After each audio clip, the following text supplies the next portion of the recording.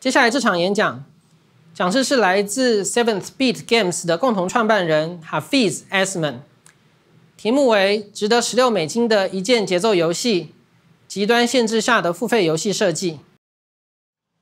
Hi, my name is Hafiz. I'm from 7th Beat Games, and I'm going to talk about Constraints. A 2-hour film with one continuous shot. A novel written with one 400,000-word sentence. Or a piano piece played only with the left hand. Constraints like these capture my imagination. They set up a question, how is that possible? And give a satisfying payoff with the execution. Many times these constraints are meta in nature. They don't tell you anything about the type of media it is. A film in one shot could be a war film like 1917, but it could just as well have been any other story. A single-sentence novel could be of anything. Well, not anything actually. Constraints do guide content in certain ways. Films made with a single shot would be more intimate, following a single character around, because it's not possible for the camera to cut between totally different places. A piano piece played only with the left hand, that would naturally give a maximum span of around an octave for any simultaneous notes, since that's the distance between your pinky and your thumb. To me, these constraints can sometimes feel like a big flex. The puzzle game A Monster's Expedition by Dragneck and Friends manages to fill hours of gameplay with every level having only 3 types of objects: a tree, a taller tree, and a rock. You play through puzzle after puzzle, thinking that at any time now it's gonna run out of ideas. But 5 hours later, you're still pushing trees on rocks. And somehow it's still giving fresh challenges despite that. Some people don't like constraints like these, because to them it can feel like putting style over substance. You're taking a story or experience you want to give, and distorting it in order to fit an arbitrary constraint. The experience ends up less authentic because of it. But I don't agree. A good constraint isn't something arbitrary, but something chosen deliberately to match the experience you're trying to give. I love constraints both for the challenge in making them, and also for the uniqueness of the work that it results in.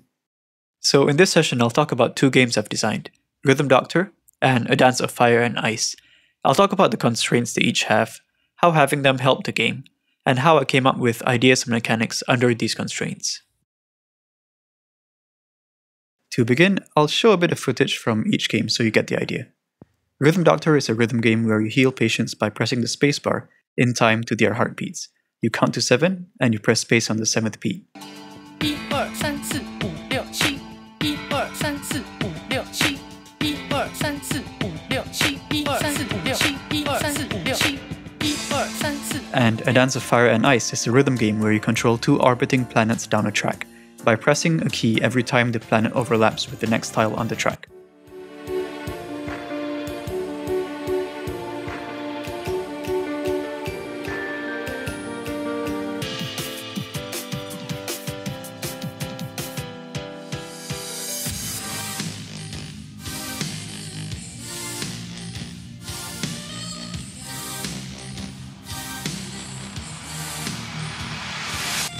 Just a note before we dive in.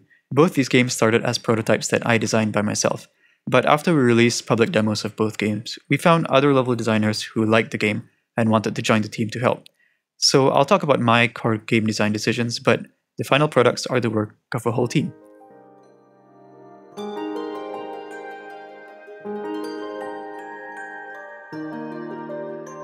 So let's go over the constraints that both these games have.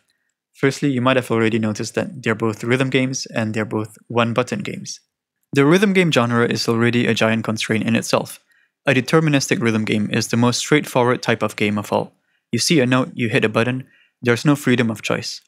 The inputs you need to press are entirely fixed, and you're judged only on how accurately you hit them.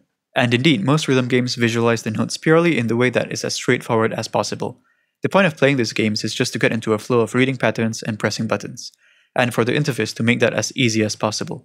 If it's pressing buttons on a keyboard, then it'll be a vertical scrolling rhythm game, or VSRG, where notes scroll down the screen in lanes. The different lanes show you which button to press, and each input you make only has 2 pieces of information, the button pressed and the timing of it. And if it's a rhythm game where you tap buttons on the screen, then one efficient way is by having approaching circles around the notes. Each note implicitly has 3 pieces of information now. Its X coordinate, its Y coordinate, and the point in time where you press it. There's not much room to be even more efficient at conveying information, then scrolling notes or approaching circles. So if you want to make a new type of rhythm game with original gameplay, it can get difficult. These days, rhythm games separate themselves in other aspects instead of core mechanics. Games like Archaea or La Nota invest heavily on aesthetics, an expansive track list, and fierce note charting, filling the niche of giving an arcade-style rhythm game experience on a mobile device. When games do innovate on gameplay, they do it by introducing new input methods, like Beat Saber, where you use controls in VR to slice cubes to the music, or Dance Rush, where the floor is one giant touchpad that you slide your feet over instead of having buttons. But our games are constrained to be one-button rhythm games, so that rules out any kind of interface innovation. The last constraint that I had for Rhythm Doctor was that the game should be playable without sight. If you closed your eyes or were visually impaired, you would still be able to play through levels that you hadn't played before. These are the main concrete constraints, but there are also other constraints that affect how we design the levels. These are more of a personal style of designing. They aren't necessarily good or bad. For example, I like games where everything should be sight-readable. The term sight-readable has nothing to do with the sense of sight, but it's a term borrowed from music, which means you could beat every level on your first attempt. Not all games choose to emphasize this. Cytus 2 has BPM changes at high levels that, while they are telegraphed, you can't know how fast it's going to speed up exactly beforehand. And that's a valid design choice, because unfair charts can still be fun once you know them. On the opposite side, the game Celeste puts extreme care into sight readability.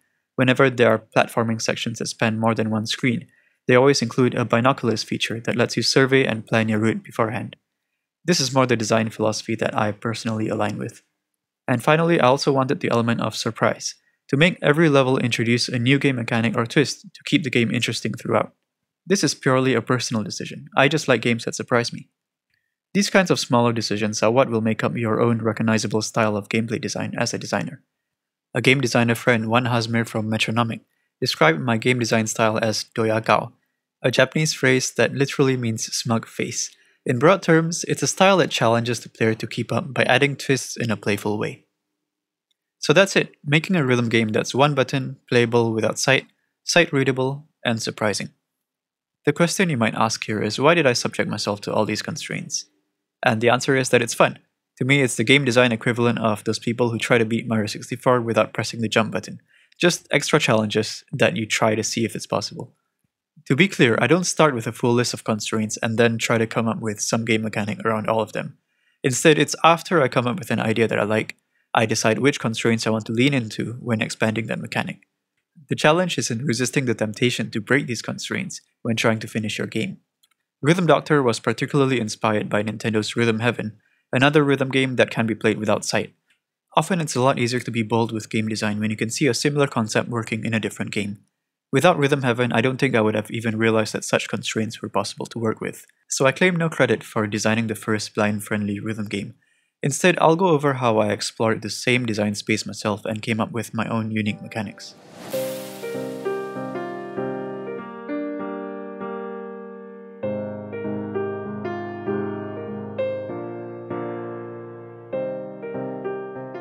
In the show Breaking Bad, the writers don't write every plot point knowing how they're going to solve it beforehand. They let the characters guide the story by discussing what the character would do in a situation.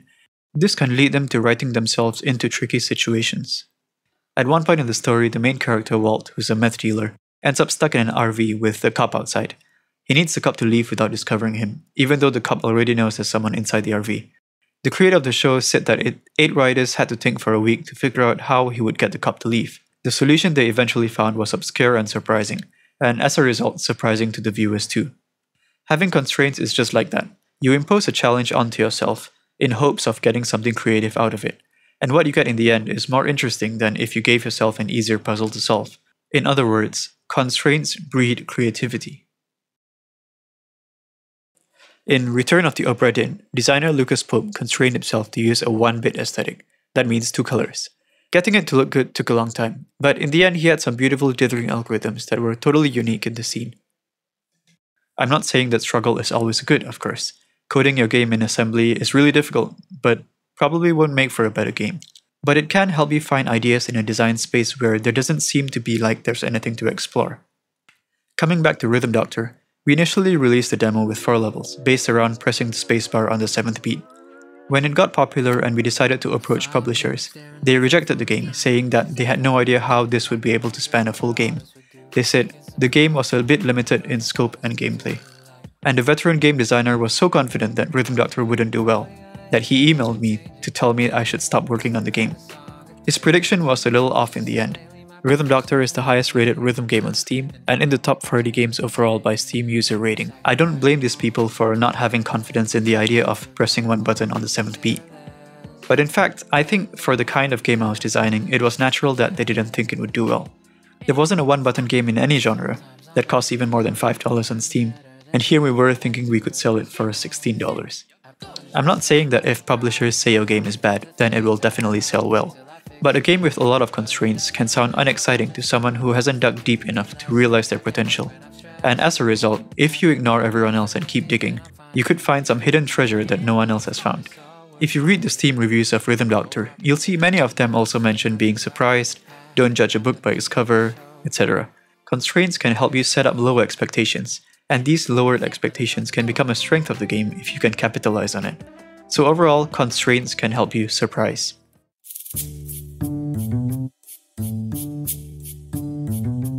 You can think of surprise as the difference between two things, expectation and reality. You expect this to be a foot, but it's a hand. You expected that to be the punchline, but actually it was this. In a game, you can make things surprising by either making reality better or the expectation lower. One of these is much easier to do than the other. When making Rhythm Doctor, we knew that other games are filled with absolutely incredible moments. There's no way we could directly compete with something like Shadow of the Colossus, a boss battle adventure game where every Colossus you fight is a new spectacle. But it's not about how big you can make your scope, instead it's about the pacing of how you reveal your hand. Yoko Taro, the game director of the Nier series, once talked about playing Super Mario Bros. He was shocked when he was able to get on top of the map in the score area to find a secret warp zone. He concluded that the sense of freedom that he felt doesn't depend on the volume of your game, but from the breaking of your expectations. So in Rhythm Doctor, we start extremely simply with the instruction, press space on the 7th beat, and a basic first level. The constraints of the game help to keep the player's expectations low. In the second level, we introduce a simple mechanic where some beats are silent, so you have to count them in your head.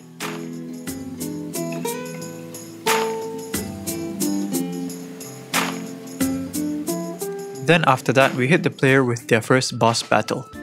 You are still hitting on 7th beat, but a virus has infected your PC, glitching up the game, so you have to really count in your head to survive the encounter.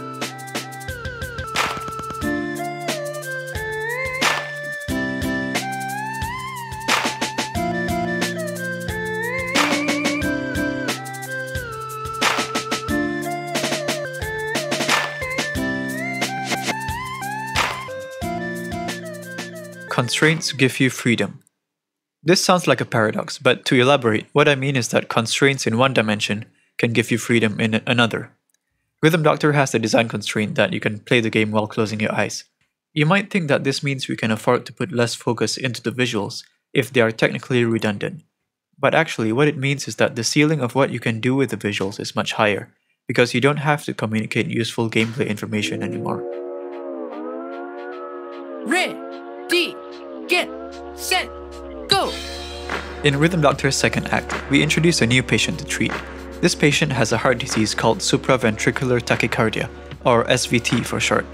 To treat him, instead of pressing on the 7th beat, the player should press on the 2nd and 4th beat of each bar, no matter what.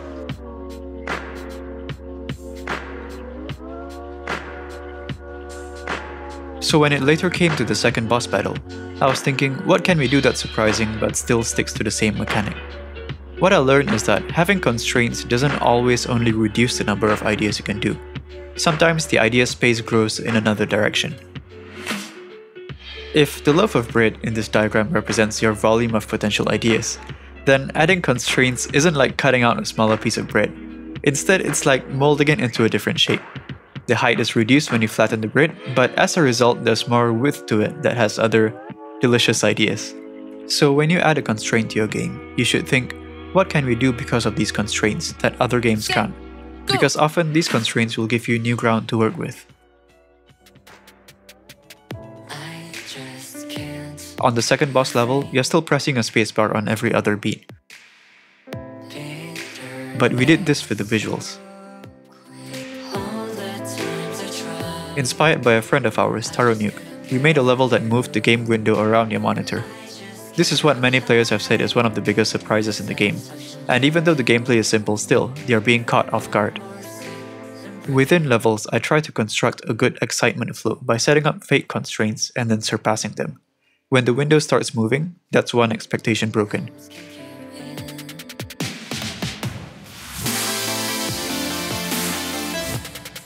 And then it breaks the expectation again by reaching new levels of intensity in each chorus.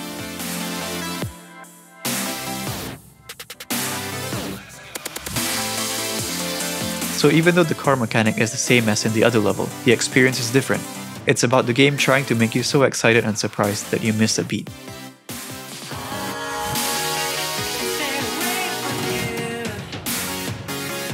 We had some players say that once they closed their eyes, they managed to beat it easily, which is not something you can say often for a game. Overall, this visual gimmick only worked because the visuals were redundant. We wouldn't have been able to move the window so actively if you actually needed to read the screen. You would just get a migraine trying to follow the screen around. So it was a new and surprising experience for a lot of people that was a direct result of the constraints we had in the game. Another example is the game Minute, which has a constraint that each life lasts a minute. The game designer JW made a gag in the game where there is an old man with an unskippable long dialogue. In any other game, this would be a simple joke, but because of the time limit constraint, it's also a gameplay puzzle now. The player has to make their way to the old man early enough to trigger the dialogue box, so that they can hear the whole dialogue before their life timer is up. So to recap the benefits of constraints, they force you to be creative, they can help you surprise, and they can give you freedom.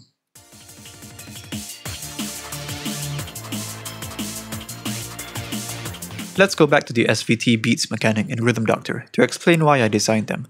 When designing a new mechanic in this game, it's important that it represents something that's common in modern music and that it can be used in more than one way. Pressing on the 2 and 4 is something I came up with because it's extremely common in modern music. One of the most basic drum grooves you might have heard before is one that alternates between a kick and a snare, like this. You'll see that the snares land on 2 and 4, while the kicks land on 1 and 3. So this gave me the idea that kicks can be the waves that pop up, and the snares can be when you catch them. But also something else you'll see in a lot of music is that the kicks can shift around, like this.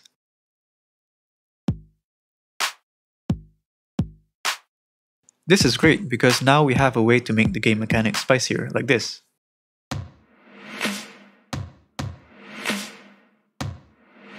So there are now a lot of different styles of music which have different grooves, but all can work with this mechanic. For example, drum and bass, lo-fi, or an acoustic, cozy RPG style song. Set, go! So this mechanic is one button, sight readable, and playable without visuals. And it seems to be pretty versatile as well. Great! Ready, get, set, go! Get, set, go! Now we look at how to expand the mechanic.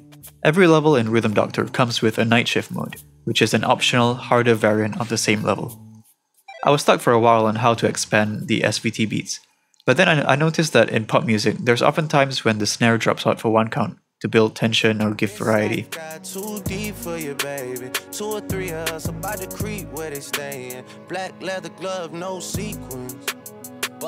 So I introduced a mechanic where if you hear a specific cue, that means you need to skip the next hit. Go!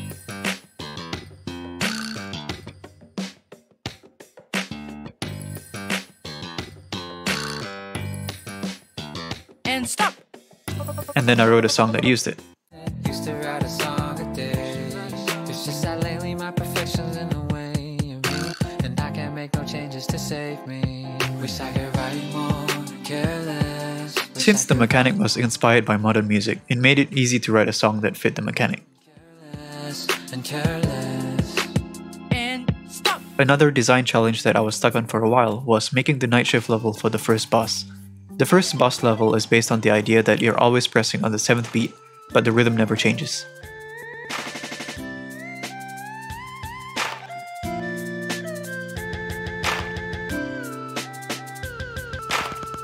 So how do you make this more difficult while keeping to the same constraint? One way is just to make it faster.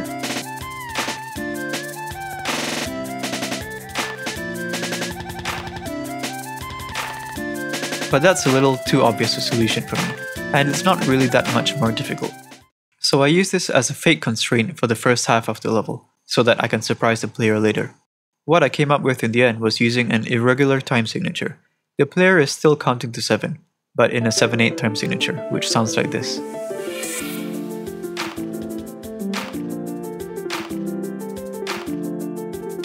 After getting the player used to this new rhythm, we add back the visual distractions first,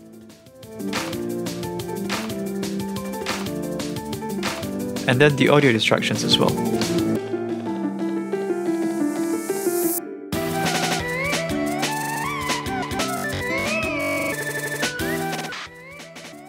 By removing the 8th beat of every measure, the level has suddenly become much harder than before.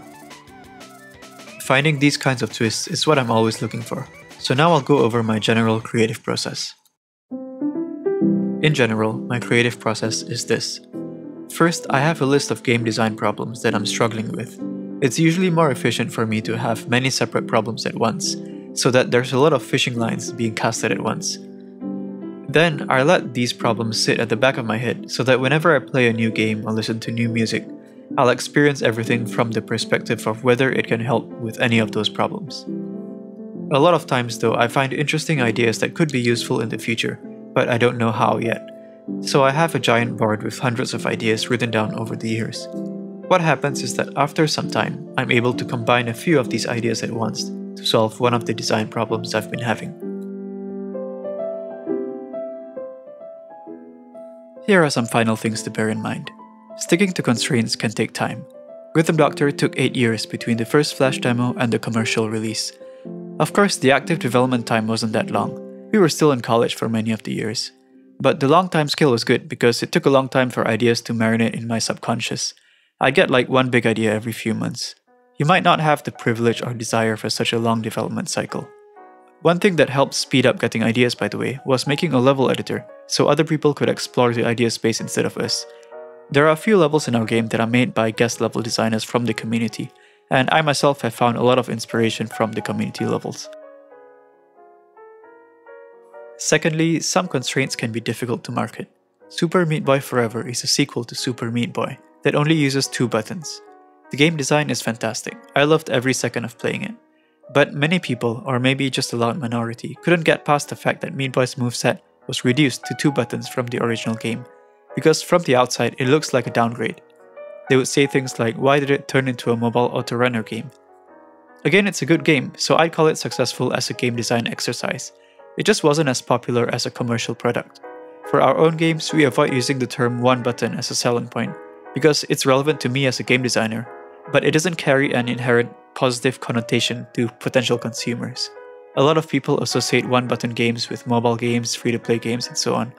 An exception would be when the constraint itself is creative, like in Minute. Finally, you don't need constraints to make a good game. Not all games are suitable for such a thing.